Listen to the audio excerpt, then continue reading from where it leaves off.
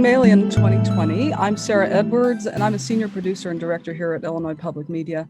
Illinois Public Media tonight is teaming up with Pygmalion this year to bring you a screening, hopefully some of you just watched that, of Illinois Country. It's a documentary we filmed it about a year ago, but it aired in March for the first time. And wanted to follow up that film with a discussion not specifically about country music, but rather the music industry in general.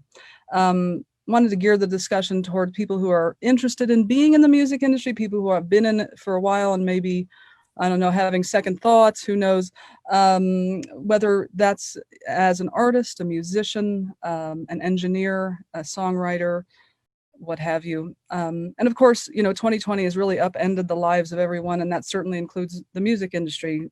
I'm sure we've all heard about it. It's really an in-person pursuit. So the global shutdown has really devastated the incomes of a lot of people in the music industry.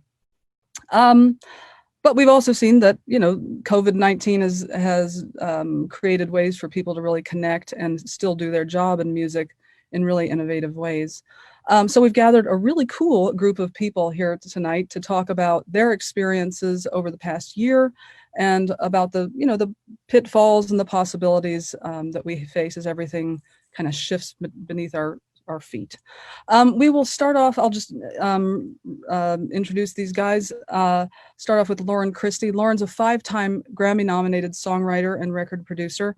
She co-founded the songwriting production team, The Matrix, and they're known for writing hit songs, including Complicated, Skater Boy, I'm With You for Avril Lavigne, The Remedy for Jason Mraz, Extraordinary and Why Can't I for Liz Phair, a couple Korn albums, Don't Bother for Shakira, the list goes on and on and on and on.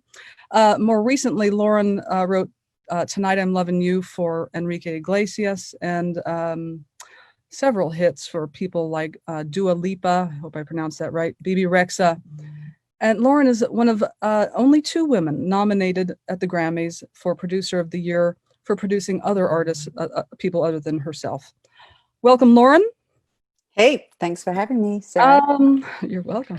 A lot of Pygmalion people and Champaign-Urbana people will know Mark Rubel, who is the Director of Education at Nashville's Blackbird Academy.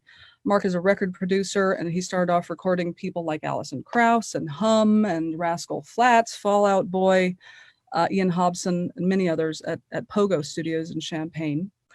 He's a lecturer, moderator, panelist for many audio conferences.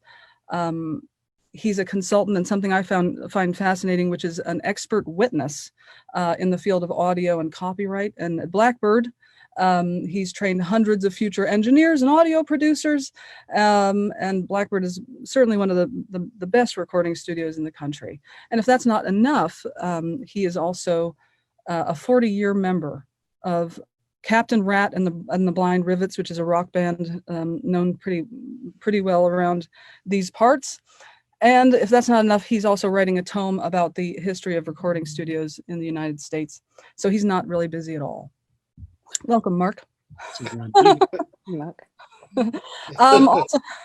Also from Champaign is Andrea Zahn. She got her start as a classical violinist here.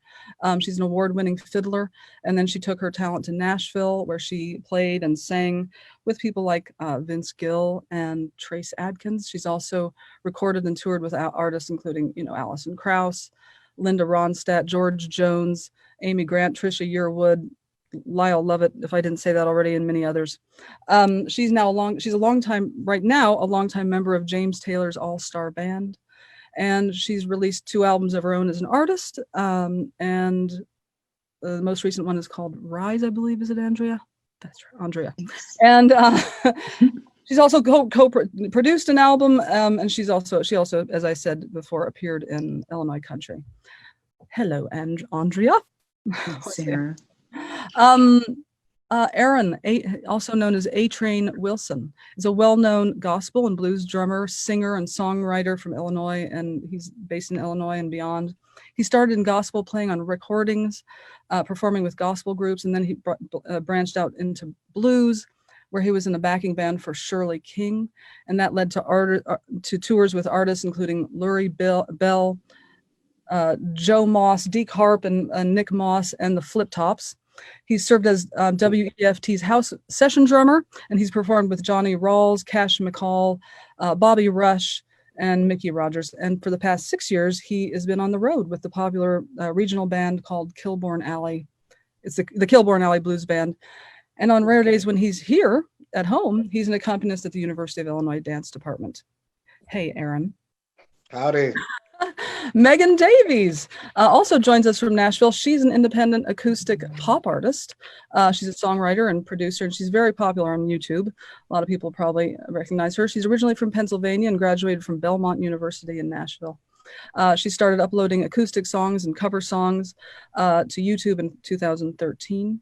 And she soon found a lot of success doing that. Since then, her catalog of work has amassed more than 715 million streams and views. And what's more, she owns all the masters, all of her master recordings, which is a big deal in the music industry. She collaborates on videos a lot with her sister, Jacqueline, and has a compilation of her acoustic covers out now. Great having you, Megan. Thanks for joining us. Happy to be here. And let's see, everybody, our final panelist patiently waiting from Chicago is Rob Miller. He's the co-founder of Bloodshot Records. Rob has steered the label since it began in 1994 and has become one of the premier labels in the country that champions music that kind of lurks between genres. It's their words, not mine.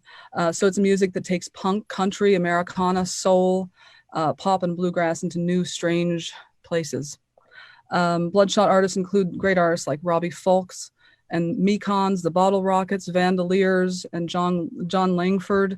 Bloodshot has recently released new music by Rookie and Sarah Shook and the Disarmers, and it's about to release a new album from William Elliott Whitmore.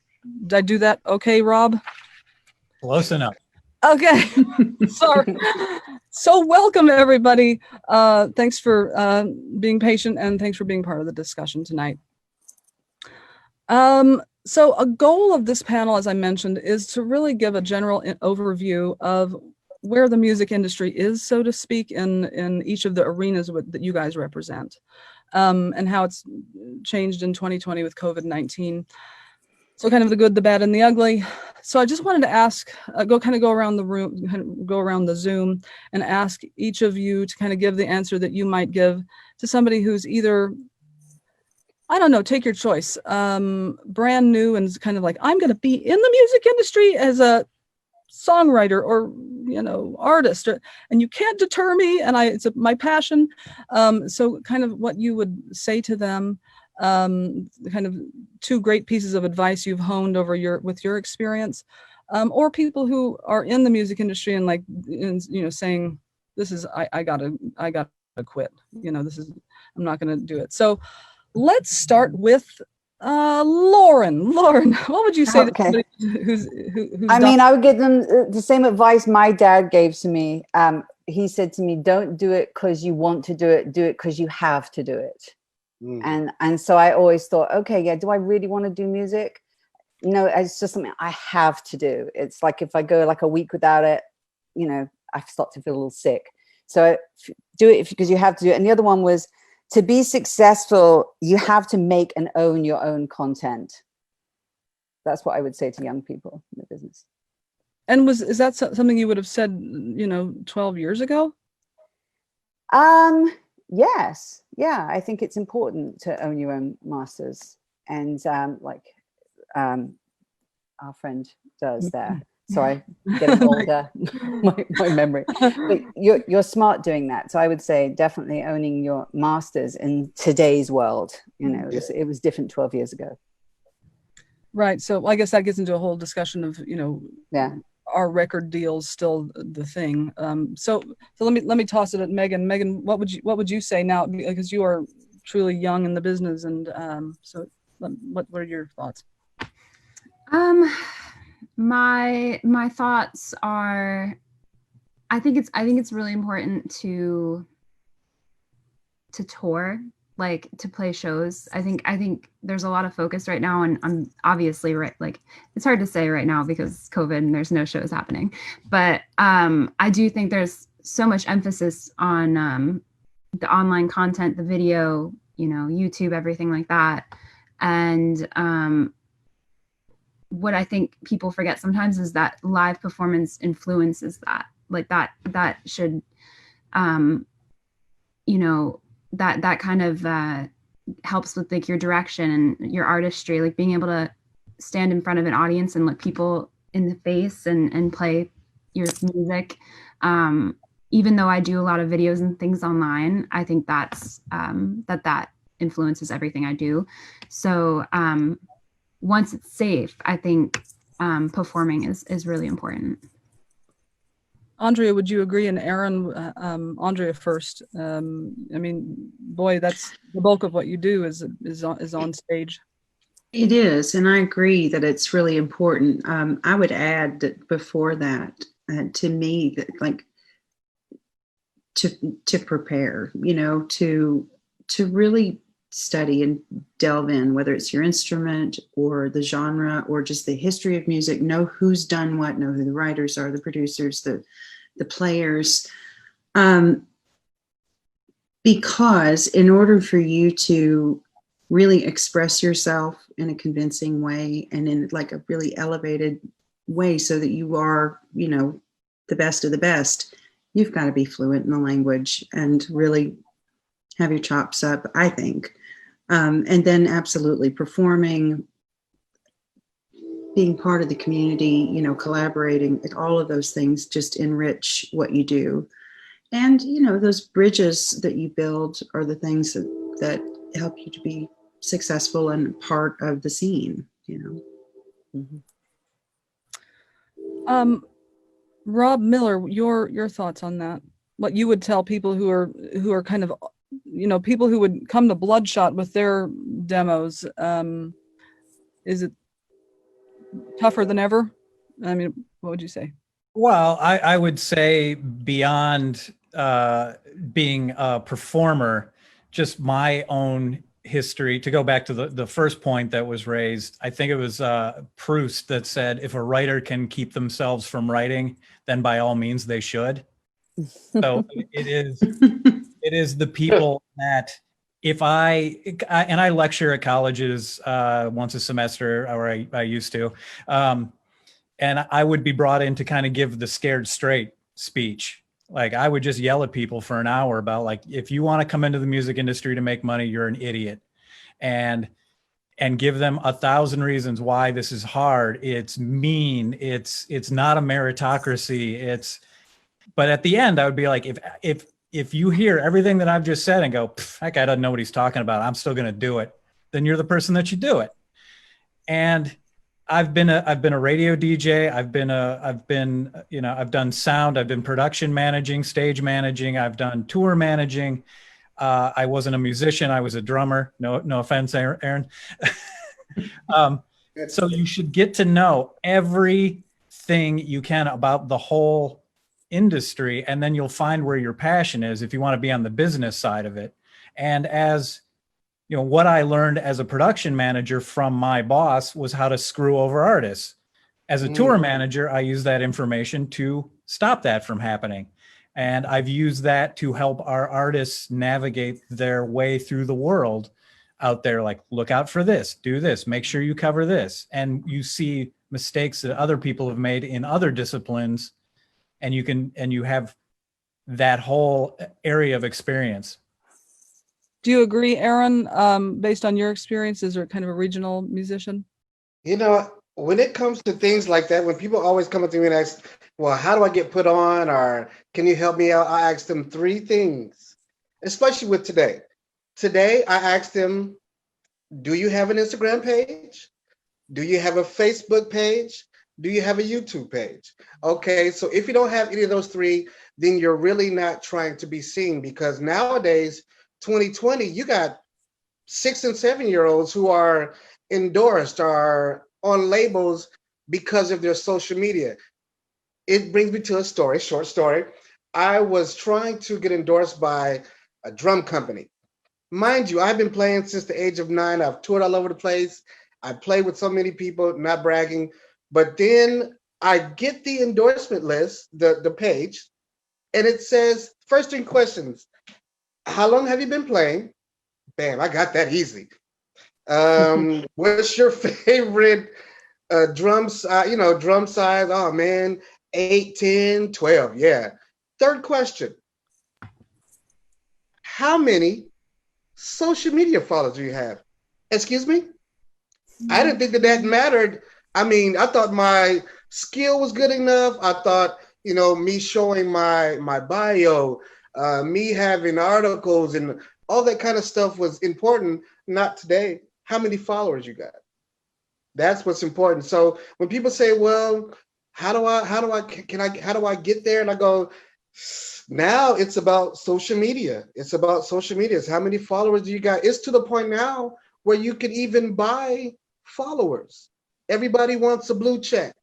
So once you get the blue check, ooh, you're somebody, So that's today's era. I would tell them, make sure you're always doing something. You're always posting a video. You're always posting yourself singing, washing dishes, singing, washing your dog and singing or dancing, because everything is about social media now. You have people getting signed off of doing a Megan Davies challenge. I'm going to do her challenge today of a riff that she did.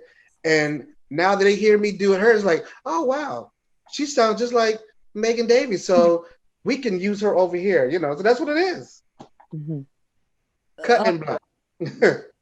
And Lauren, I think, as a producer also looking for talent, you'd probably, and Mark, we will get to you, but Lauren, I think, the way you look for people to sign or work with, also you would say it probably depends on, not totally depends on Instagram, of course, but that's a factor in what you look for with an artist now. I think you have to take it pretty seriously if you're an artist. My artist, Jen Bostic, who's signed to my record label, we're partners really, she takes it really seriously. She posts maybe 3 or 4 times a week. And at one point she was going to do a retreat where they wouldn't allow you to have any technology. And I remember it was quite a big deal to her. And her husband said, you know what, while you're away, I can do the 4 posts if you set it up, because, it's an algorithm and you're trying to keep the momentum going. So you have to have your head in that game too now as an artist. It's very important. Megan, and then Mark, we will get to you. Megan, what's your breakdown of your day in terms of social media and doing actual music? Gosh, I'm probably a terrible representative in a very strange way, considering my platform was built online. I go through periods where I post a lot, and I go through periods where I don't. I kind of burn out a little bit, and it's kind of a balance that I'm always trying to find. I think it's a new thing. Like, there's not people like who have done this for a long time or are like turning around and being like, this is how you do it.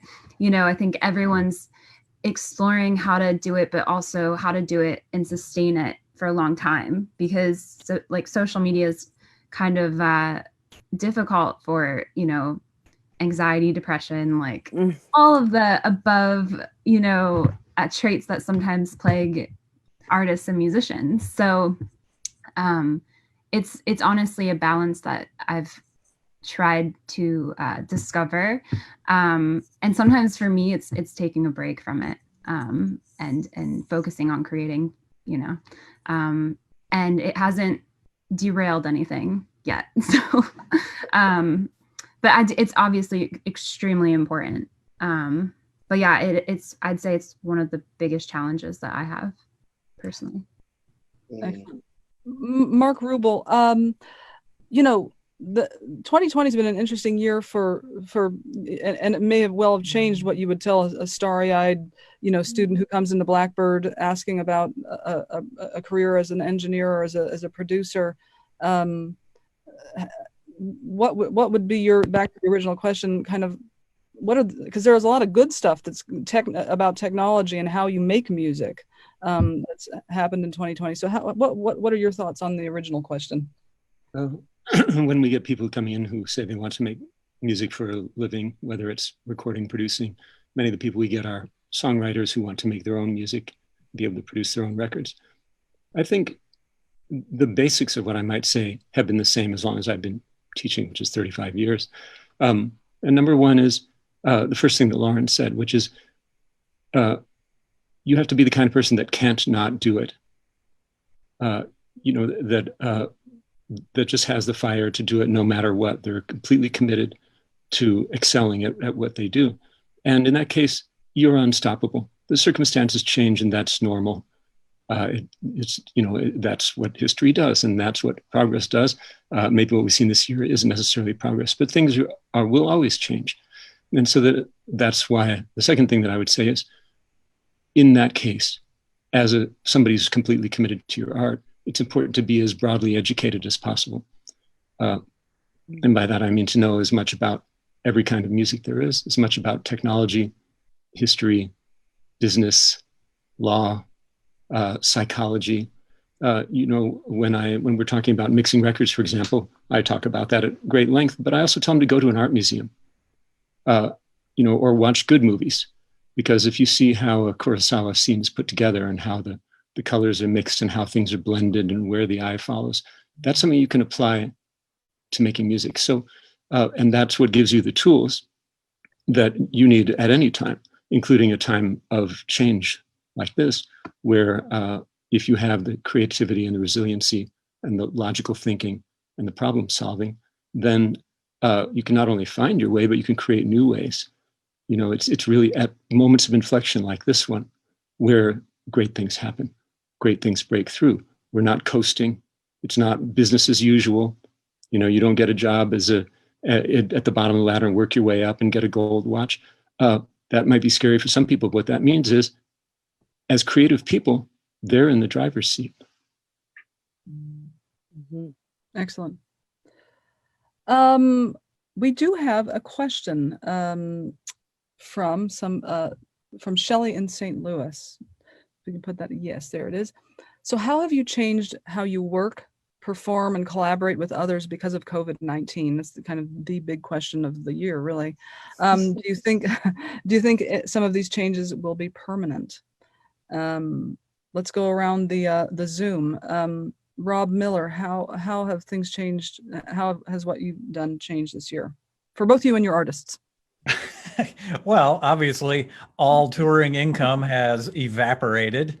We don't have anyone in the office. We have one person a day in the office, mostly filling orders. Everyone's gone remote.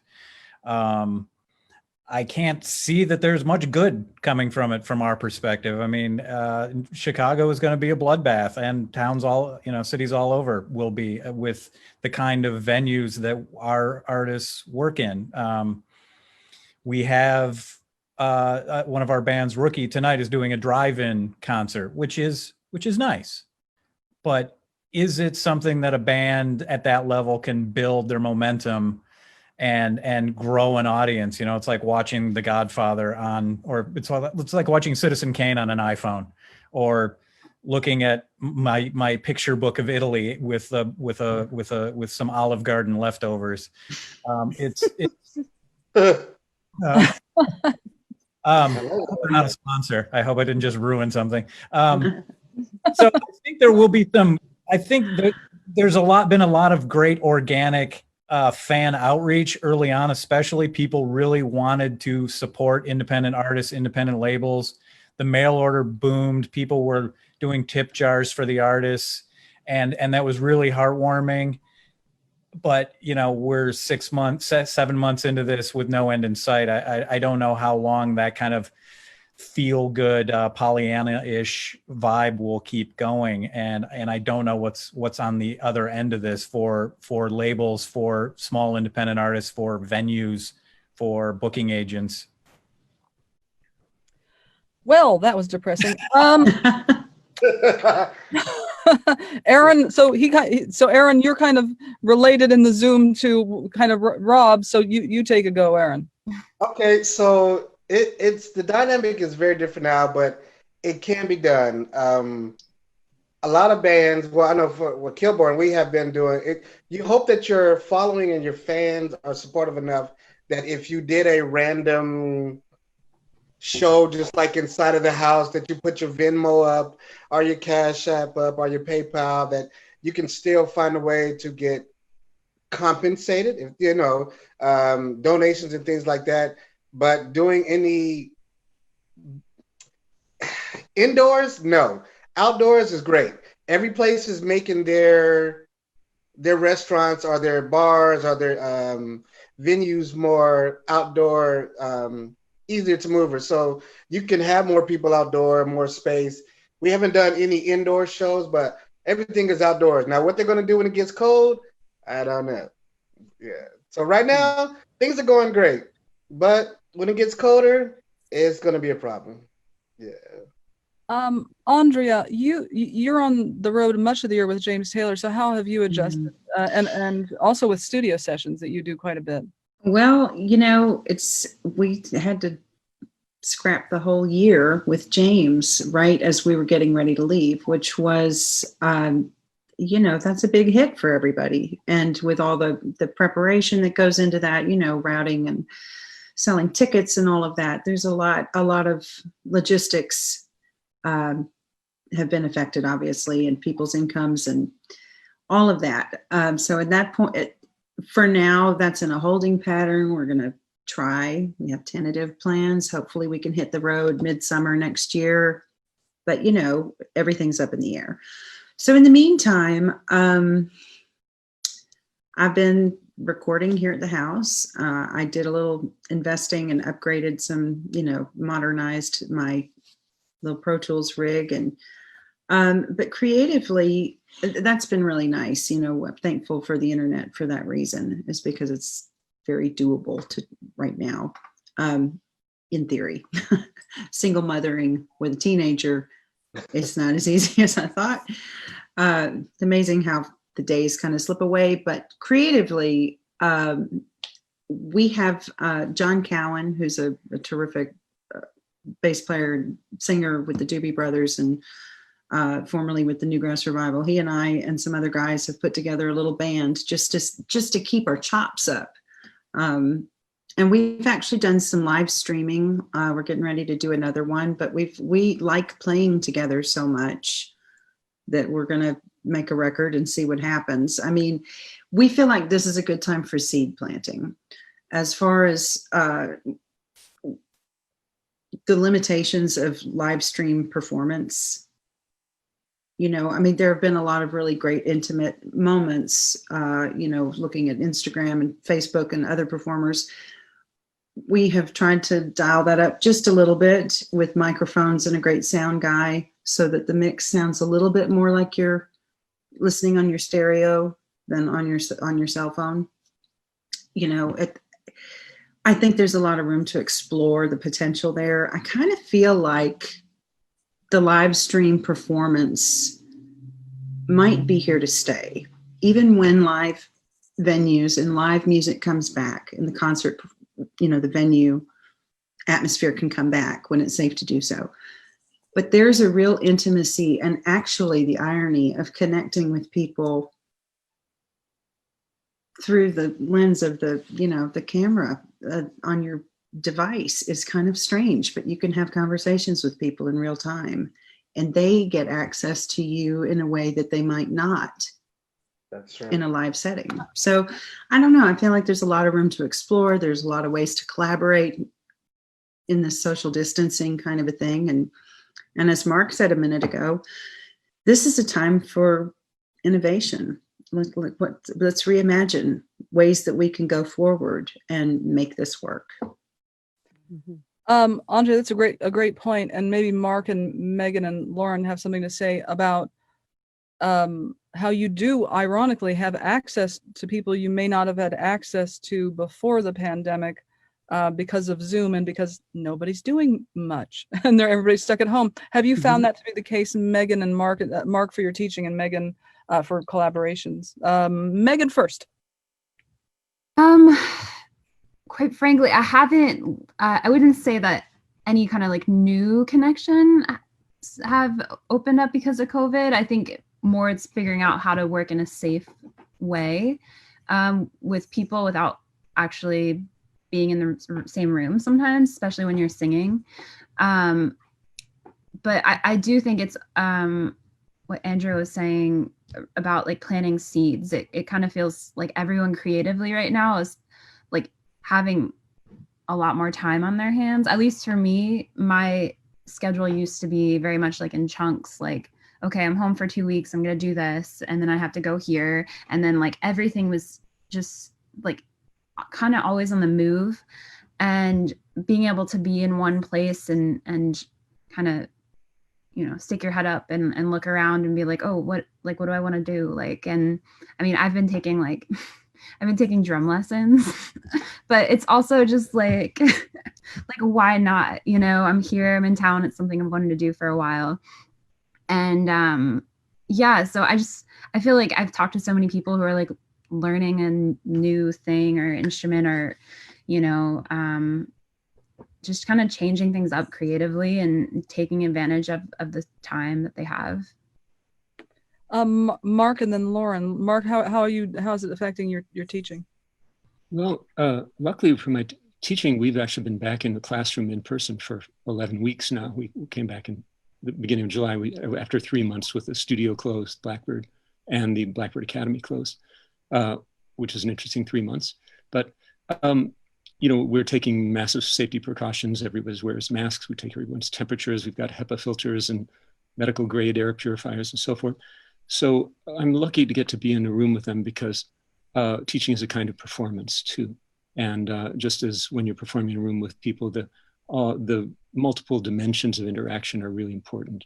I think they exceed even what we know. I think we're, you know, coordinating brain waves and mirror neurons and so forth. So teaching online is very limited and difficult. So that's been great.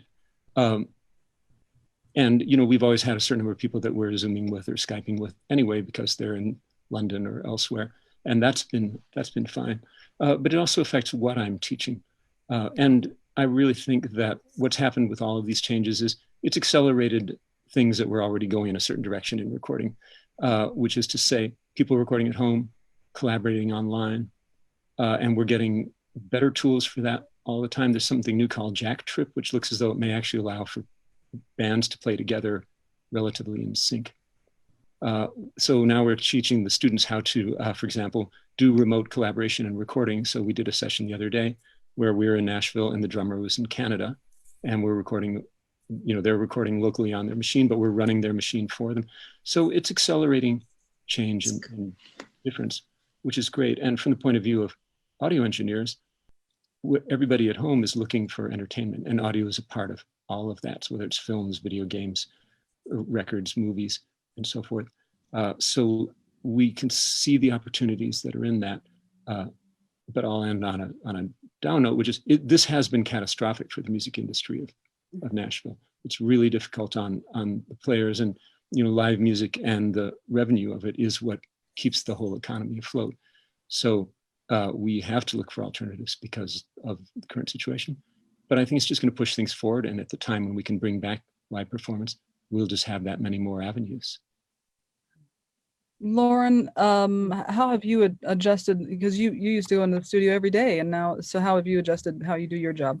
Well, you know, one of my greatest joys probably is sitting with an artist. And so suddenly I can't be with an artist. And so I was like, for about 8 weeks, I sort of took a big long vacation and just worked on my own.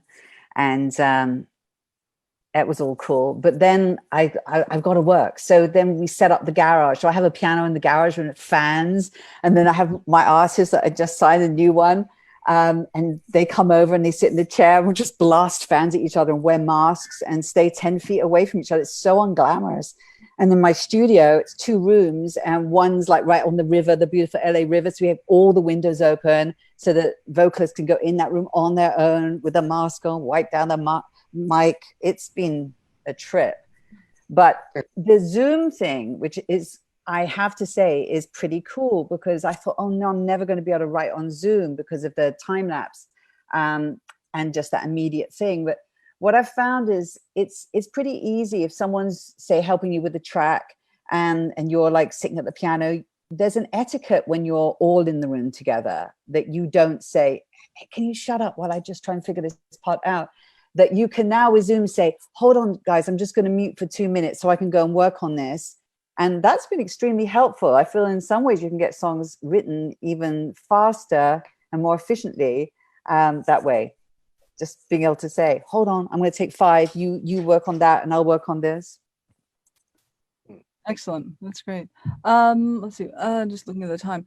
We have another question from Liz in Virginia. It says, for the writers and producers in the group, the internet has been a real boon to finding fresh talent out there. What are the upsides and downsides of plucking people out of obscurity? Or are there still some quality controls before they make it to your studio? Okay. Who wants to take a crack at that? I mean, I'll just say, if someone's talented, it doesn't matter if they're a beginner or never had anything happen to them. If they've got that voice and they've got talent as a writer, it's like, I want to work with them. As I said, this has been catastrophic for professionals, but people having time at home, it's been amazing for amateurs. And I think some people in this time realize, now, life is short, and maybe I should write that song I've always meant to write, or learn the instrument I've always meant to learn. I talked to the vice president of Gibson Guitars the other day. They've sold more guitars this year than any year in their history. They started in the 19th century. Places that provide recording equipment, say for home, like Sweetwater, it's like Christmas every day, the levels at which they're selling things. And to me, as a professional, you could feel threatened by that, and people are recording at home and they're not going to need our service. But this is a beautiful thing. It's a democratization of art, and it puts the means of production in the hands of everyone. And it's common for sort of the grumpy old people to go, "Oh, this means there's going to be a bunch of bad music in the world." You have to get all the bad music out before you make great music. And anyway, if it's great to you, it's great. So I think this is one of the great boons of it, that there don't have to be gatekeepers anymore. Somebody doesn't have to talk their way into a recording studio to be heard. They have all the means to write the music, make the music, and be heard. And that puts everyone on a more even footing. And hopefully then, because they also don't have to go through a record company, and they can distribute themselves on the internet. Hopefully, just because the public is the A&R, the great stuff will rise. So hopefully we'll see more great music. Rob, have you discovered any new talent, just pluck them out of obscurity from the internet, as Liz from Virginia says? Recently. We traffic in obscurity. Yes. That's our strong suit. Not recently. Right now, we're just committed to working with who we have relationships with and trying to just kind of hold serve in this environment and do everything we can to provide them with promotion and keep the money coming in for them. But yeah, absolutely. To go back to Aaron's story about you need followers and stuff. I mean, not to be a little untoward or a little graphic, but I was standing in a urinal at South by Southwest several years ago, and there was like a major label-y guy standing next to me looking at his phone at the urinal and then telling his assistant on the phone while he was at the urinal that he was going to cut out of this show because this person did not have enough followers for him to be interested. Wow. And I was blown away by this artist, and we signed them.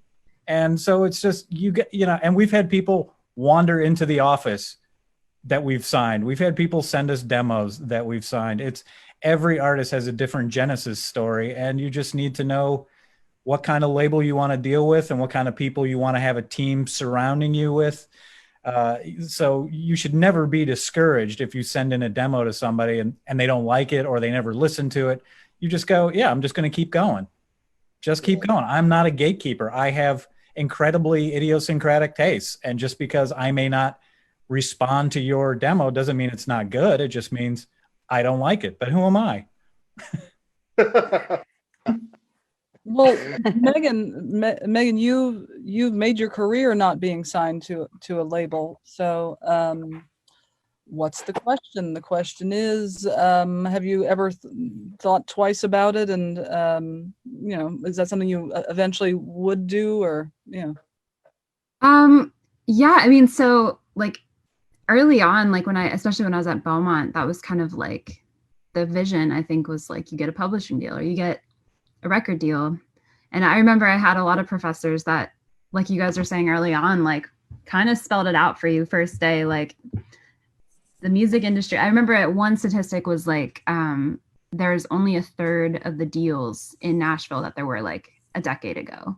You know, there's just not as much investment happening in new artists. And it became very clear it was a very like real thing that I might not get a deal, and I would just have to figure out how to do what I want to do. And that's just kind of been the thing. It's never really been, do I, you know, am I looking for a deal? Am I not looking for a deal? You know, it's what's in front of me. And that's just kind of how things have worked out for me, is just being independent. But yeah, it's just, you know, I have more and more friends these days who are doing the same thing. And it's kind of crazy. Like, I feel like I can make a song right here and upload it to one of the many distributors, and it can be on Spotify in like 4 hours. It's like, it's insane how, and then millions of people can listen to it. It's, you know, the sign of the times in a sense. But Lauren, your career is interesting because you had a whole bunch of success with Avril Lavigne, which was kind of like the last great, you know, Avril sold 12 million records, with more than with Complicated Skater Boy, with that album, and then kind of the whole industry changed with the internet and the advent of Instagram. So what would what are your current thoughts on signing to a label versus not? Because you've worked with many labels. So I mean, I see so many people making a perfectly good living doing it all on their own. But of course, when it comes down to that thing of having a top 40 single, it has been challenging for people to have a song blow up at radio, because it costs a lot of money to promote it to radio. And so I think it's frustrating, because sometimes you hear hit songs that independent artists have, and they're just really not going to get to the masses because they're not going to be played on top 40. So I don't really know what the answer is, because it's a crazy game trying to have a big hit record. But it does seem that at least everyone can have a shot now at having a career, and it may not be huge, but you can make $100,000 a year off being an independent artist, which is fabulous. I don't know if that was happening 12 years ago. yeah, that's a good point, actually. Yeah. There's power in writing. Sorry? I said there is power in writing. Yeah, I mean, if you think about the guy who just won America's Got Talent, and he's a poet, which means that he wrote it out first and now he's a spoken word artist. So that just lets you know that there is power in writing. So writing your own music, being creative with your lyrics and things like that. And it does take a financial backing in order to get that push, although you can do it on your own, but it may take a while. But with that extra financial push, you can get it to the place you want it to be. Yeah. Anybody else thoughts about that? We do have another question. We've got a lot of questions coming in. So another question from Anne in Champaign. Okay. Music is a business that feeds off of other people, audiences and fellow musicians. It seems like a return to normal as we knew it might be at least another year away. What do you all do to keep your skills sharp, which some of you have addressed, and your spirits up? Maybe we can address more of that when you don't have that interaction to feed off of. So the psychology of the current day. Aaron, we'll start with you since you left. Well,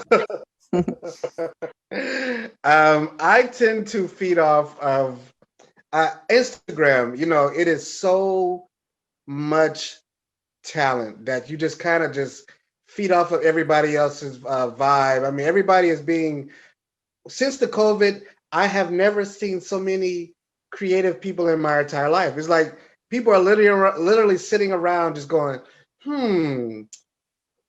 if I took this glass and put a spoon inside of it, I can make an accordion. It's like, wow, how did you do that? You know, everybody, I mean, TikTok is making everybody very skillful. I mean, best dancers, singers, songwriters, and Instagram, like you just sit and watch so many people who want to be like known national, international stars, and they're just regular people like we all are, just trying to get there to a place. So that has been me. The gym and just watching Instagram musicians and artists, you know. They're just so humble. They're so humble, you know. Mark, are you dealing with a whole bunch of depressed students? You know, they've really been adapting well. I mean, in a way, it's good for them that they're at the beginning of their career, so they're already disoriented, and you know, so and so we can try and give them as much training as we can to get in there. But you know, I just have to say that, tell them that, you know, I bring in a certain amount of people who are successful in past decades, and they get the grumpy old person treatment of it used to be so great and we made so much money and there were all these records. And I just say, you know, that may be, but it wasn't as great as they're saying, or it might have been for a much smaller number of people. And anyway, we don't have that choice. We can't choose to go into the music business of 1968 or 1975. We're going into the world that we have now. And it's, you know, make no mistake, this is a difficult time. And, you know, probably the, you know, one of the most historic moments in my lengthy life. But you have to think that most of the great art that's been created in the history of humans has come out of some of the worst times. You know, it's totally right. Plagues, That's absolutely right. Wars. And so I think that gives us hopefully something to look forward to. And you know, that in a world where people now realize they don't have to sit passively and consume music, but they can participate in it and make it themselves. That is healing in itself, right? And that is a spirit lifting in itself. In fact, that's our job, right? There's never been a time in recent memory where people have needed what we do as much. And you know, the entire world needs the healing power of art and music, and that's our job to deliver it, and that's rewarding in itself. Great. I've in this time of this pandemic, you know, what are we going to do? I just found the best thing I could do is kind of be of service, and so I started a development company with my friend Heidi Rojas Robertson. We signed an artist, and we've been working with her. And then we signed a second artist. So this whole pandemic has just been really developing. And I think there's a lot of great stuff happening. Incubation is happening. And, you know, we just have to make great art in this time. And who knows when touring will get back to normal. And that is the most important thing, that touring has to come back in late 2021 for all this great music to be able to be performed. You know, otherwise it's just radio and sync, I guess, which you still have a good career from that, but I'm just praying that the touring comes back and we get a cure soon. Andrea? Yes, Sarah. First of all, I would just like to, Mark, I'm just going to put this out there. I just want to come sit in your classroom, if I may, and just soak you up. The other thing I'll say is that, you know, I guess this goes along with the being in service a little bit, but when we thought that this was going to be a 2-week lockdown, I noticed that a lot of my parent friends were going a little stir crazy with their children in the house all the time, siblings especially. And I thought, well, you know, I'll read some stories. I'll just live stream, because honestly, the whole content generating social media thing, it's a really uncomfortable place for me. I am terrible at it. And my team will tell you that I am the worst they've ever seen. But reading stories, we still have all the children's books in our house. Mine from when I grew up, my son's from the stuff that we accumulated. And I started reading stories every night thinking, okay, so my parent friends can sit and chop vegetables and the kids just put them in front of a screen, because I don't care about screen time right now. My son has all the screen time he wants right now, which is working out. But what's happened is we've developed this community. I've been doing it every day for almost 7 months. Just started taking the weekends off a few weeks ago. We read novels. We read Frog and Toad. We read Dr. Seuss. We read all kinds of things. Winnie the Pooh. We read Winnie the Pooh all the time.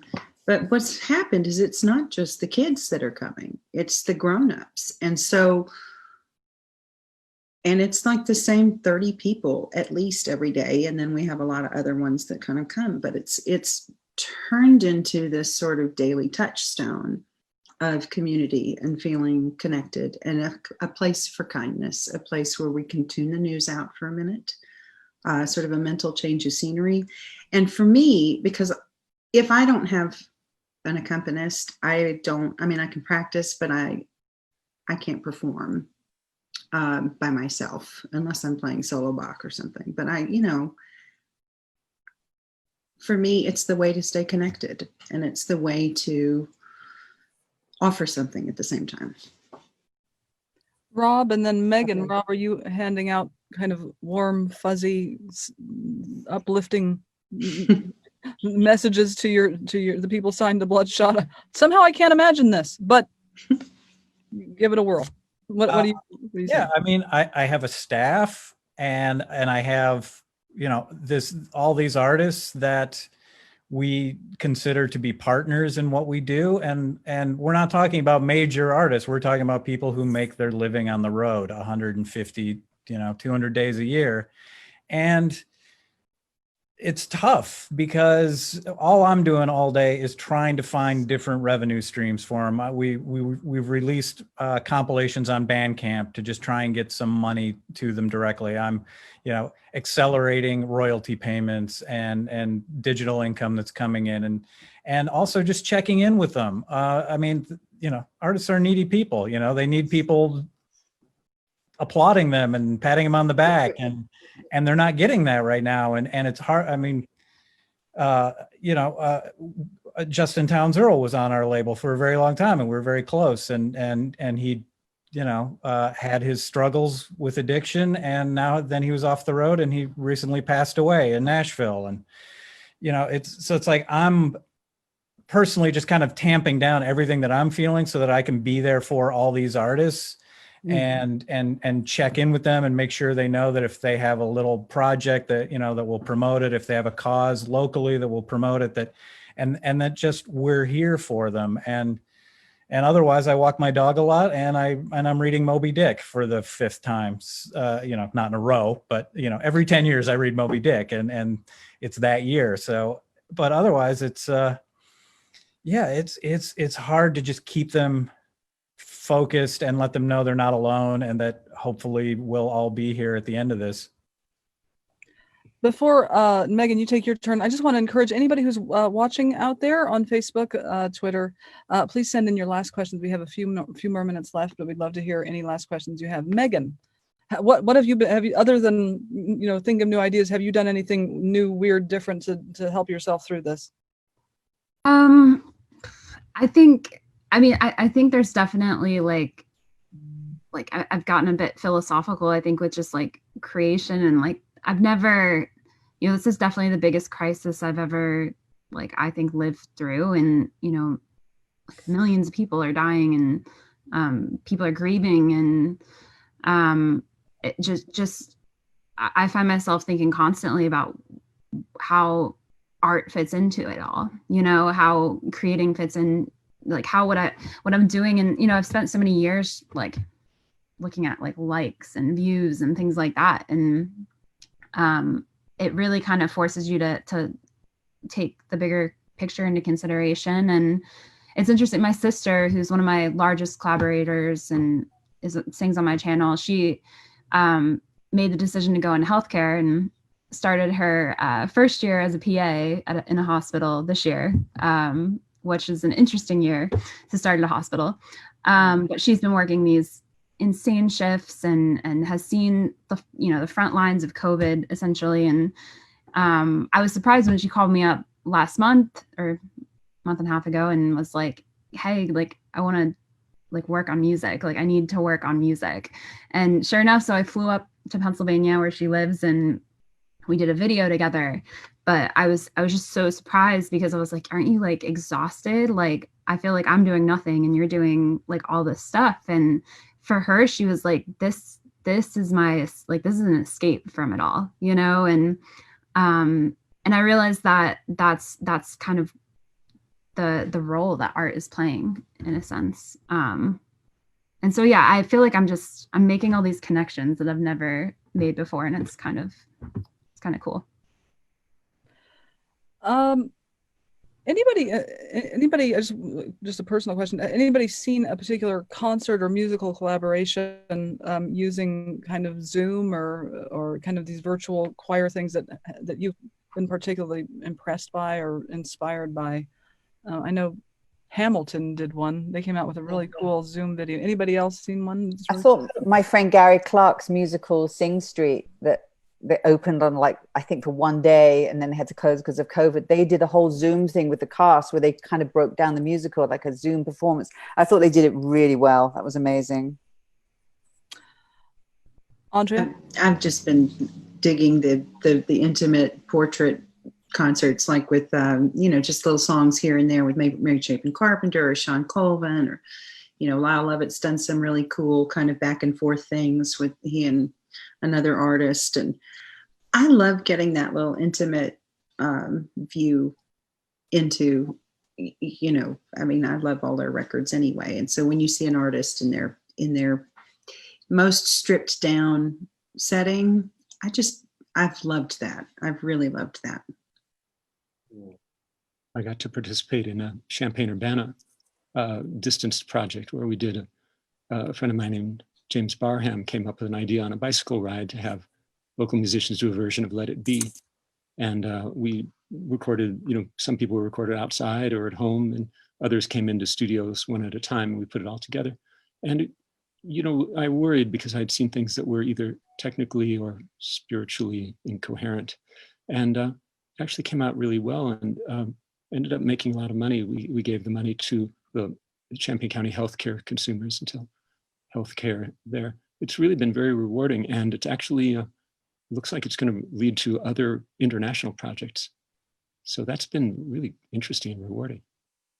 It's called CU Sings, Let It Be. Well, I'm still collabing every fourth Sunday of the month. We've been doing it for the past 3 months now since COVID started. I have a project, non-for-profit called Soul on Sunday, where I get local artists all in Central Illinois, and they come and participate, and I put the house band together and brings everybody from all different genres of music. So we've been collaborating right here. That's great. This is kind of going over to one of the last questions, which is, what you're working on, or anything you want everybody to know about that's coming up for you, or projects you're working on, people on your label, for example, Rob, or people you're working with, Lauren, who we should be looking out for on social media.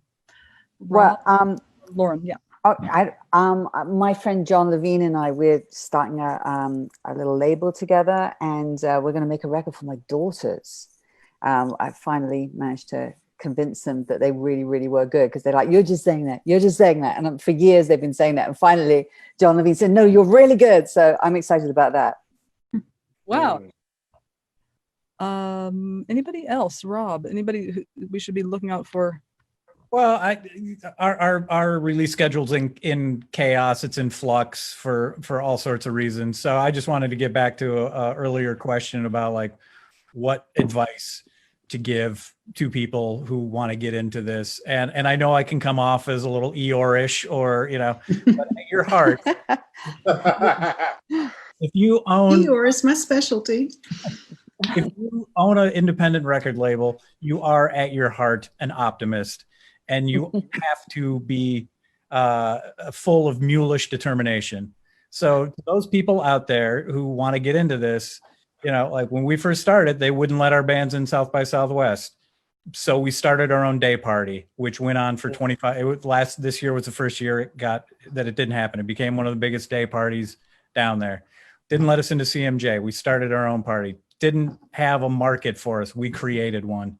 You just do it. You just keep moving forward. Mm-hmm. Excellent. Andrea, where can we see the storybook? The Herculeans. The storybook. It's on my personal Facebook page, but I always put it on my regular artist page after the fact. But 5 p.m. Central Time, Monday through Friday. You usually read about an hour. I was going to say the Herculeans, we're going to be playing, I think we are live streaming a week from tomorrow, October the 4th. I'm not sure of the time, but we'll be posting all of that. And we're going to be starting our little record with Wendy Waldman producing in November. So we're going to try to just put it out there and see what happens.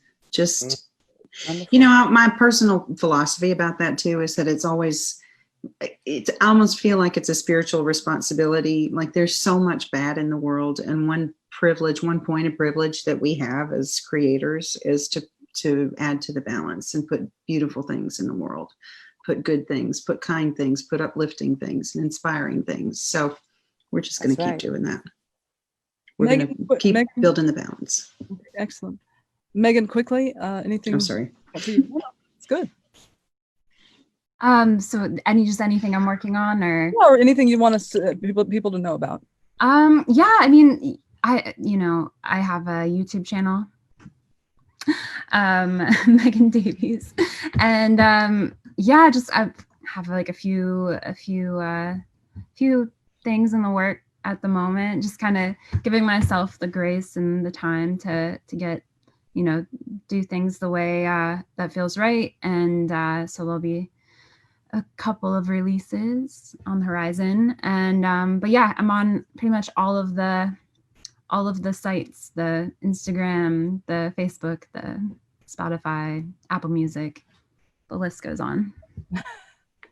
Perfect. Aaron, anything else? Did you mention everything that you have, or would you? Kilborn Albany will be having their new CD by the end of this year. It got held back because of COVID, and I'm gonna be producing maybe 3 people that I got in mind, or just we're in the works right now. LaQuisha Burries, Christian Cunningham, and that's it. Yeah. Mark, everybody should come to Blackbird Academy, right? Oh, and your book. How's your book doing, Mark? It's okay. Working on that. It's a big job. There's a history of American recording studios in the 1960s and 70s. So covering something like 175 recording studios and 100,000 words. It's a labor of love. It's also a huge project. So when I'm not teaching or doing other things, that's what I'm working on. Excellent. That'll Wonderful.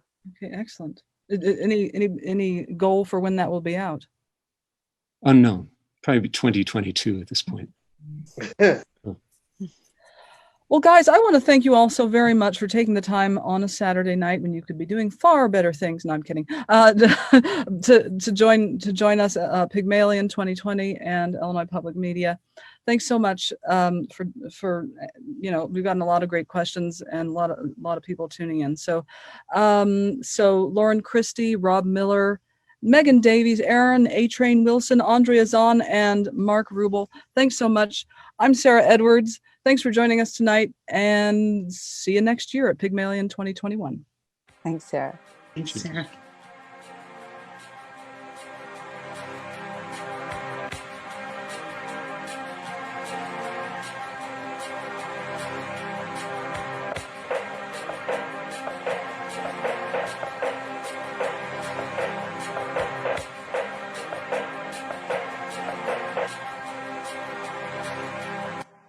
Once came across a blind dinosaur. We foresaw what went and came before us. Do you even think he saw us? But like Taurus, I'm relentlessly pacing, chasing a deeper view. Socially conditioned, positioned without a right to choose. Right to choose. If